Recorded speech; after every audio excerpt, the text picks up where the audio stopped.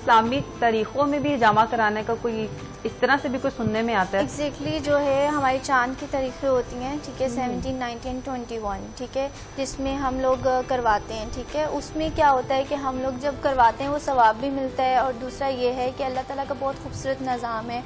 तो जब ये तमाम चीज़ों को आप रिलेट करेंगे तो इसमें कंपलसरी नहीं होता कि हजामा इसी डेट पे करवाना है, आप वैसे भी पूरे साल में कभी भी करवा सकते हैं। लेकिन इन डेट्स में आपने कहा कि सवाब भी होता है। सवाब क्यों होता है? क्योंकि इस वजह से होता है क्योंकि हमारे जो नबी हैं वो जब मेराज के बाद वापस आए थे तो ये तोहफा लेकर आए थे हमारे लिए हजामा। और आप ये कह सकती हैं कि जब हम अपने इस्लामिक वे से इसको रिलेट करते हैं तो इसके बहुत सारे बेनिफिट्स इसलिए हैं। जब चांद जिनसे है उसकी तारीखों पे हम देखते हैं, प्रॉपरली उसके अकॉर्डिंगली करवाते हैं, तो हर चीज़ का एक प्रॉपर वे होता है, ज़्यादा फायदेमंद भी हो जाता है। एग्जैक्टली। और हम अपनी मसरूफ़ ज़िंदगी में थोड़ा सा टाइम निकाल के अगर अल्लाह ताला की राह में कुछ हम सुन्नत के अकॉर्डिंगली कर लेंगे तो आई थिंक ये ज़्यादा बेनिफिशियल हो जाएगा। अच्छा, हजामा हर उम्र के लोग करवा सकते हैं?